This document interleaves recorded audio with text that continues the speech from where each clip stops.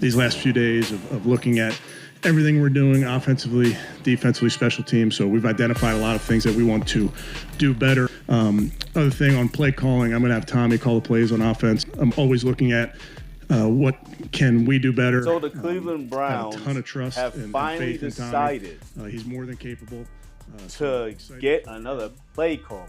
This man right here, Kevin Stefanski, will no longer be the play caller for the Browns. We now have offensive coordinator Tommy Rees stepping into the role of play caller. Why is the offensive coordinator not calling the plays? Tommy Rees to call plays for the Browns. Let the offensive coordinator and the defensive coordinator do their thing. And then when it comes to those tough decisions, you come in and you step in and overrule everything. Like, why do you want to call plays for? Like, you need more time to concentrate on the rest of the team, don't you? Don't you? Let's see what Stefanski had to say real quick. Nice job over these last few days of looking at everything we're doing offensively, defensively, special teams. So we've identified a lot of things that we want to do better, a lot of areas where we feel like we can improve, areas where we feel like we can adapt, and that's where having this after 8 games is important, where you can learn a lot from yourself and then get ready for a 9-game season, obviously with the first one coming up versus the Jets. Other thing on play calling, I'm going to have Tommy call the plays on offense. These are things that I'm always looking at. What can we do better? I have a ton of trust and faith in Tommy. He's more than capable, so excited for him. If you had a lot of faith and trust in Tommy, why wasn't he calling plays from the jump? That's a good question. I don't know. That's all I got to say. But bottom line is we have to just get better collectively. So that's offense, that's defense, that's special teams, that's players, that's coaches. So that's our charge, and that's what we're working hard to do.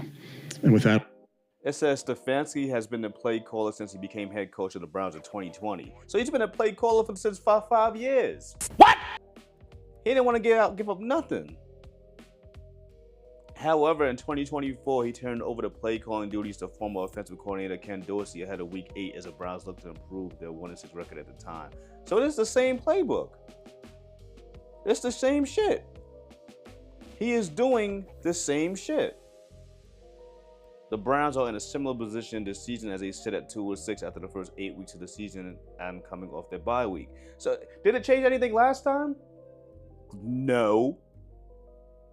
I think Tommy is going to be himself, and that's what I'm asking him to do. And I'll be there every step of the way to help him in any way I can, like you should with any play caller.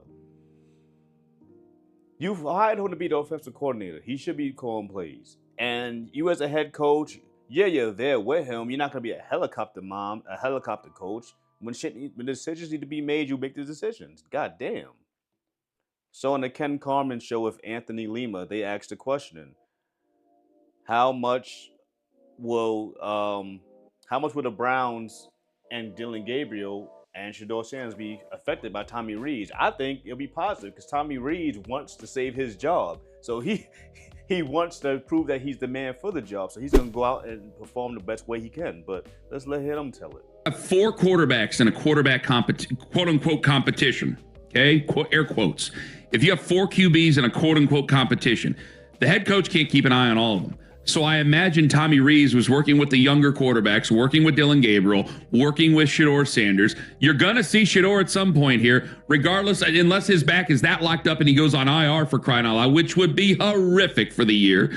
But you're going to see Shedeur at some point this season. So if you see Shedeur, wouldn't it go to Stan? Okay, you're the one who has the experience. What I'm doing is not working. Maybe I should hand the reins over to them. Again, it does seem desperate.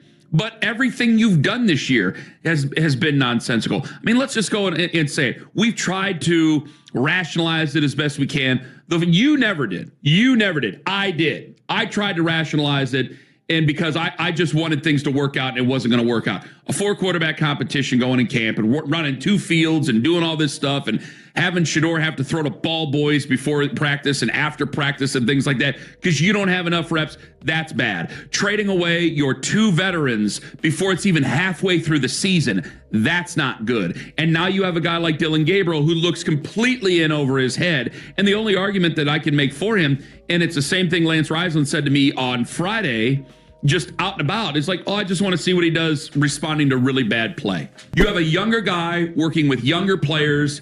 You're the one with the experience. Okay, you know what makes them comfortable. Because a lot of this is going to come down to the quarterback's comfort level. How comfortable can I make Shedeur, and how fast can I do it? Can I get Dylan more comfortable within this offense, running things that he knows? Do we have what it takes to run things that he knows at any sort of a level? Or is this just left out there? And again, we get to the whole point of, well, is he just trying to prove a point? Is Kevin just trying to do that? This is how I think it's going to go against the Jets. It's going to be fucking pandemonium out there. With this, veteran quarterbacks don't react that well to offensive coordinator changes. Let alone a rookie quarterback that's already struggling.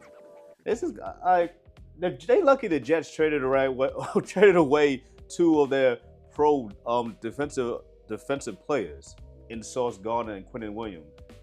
I mean, we'll see what happens. I think it's gonna be more of the same. What I think is gonna happen is Tommy Rees is gonna go out there and try to do a little bit more, because like he said, Ken Carmen said, he does know these two young quarterbacks better than Stefanski does. So he's seen these guys do it, but I think it's gonna be too big for the moment. I can't wait for this game, man. I can't wait. Let me know what y'all think in the comments, man.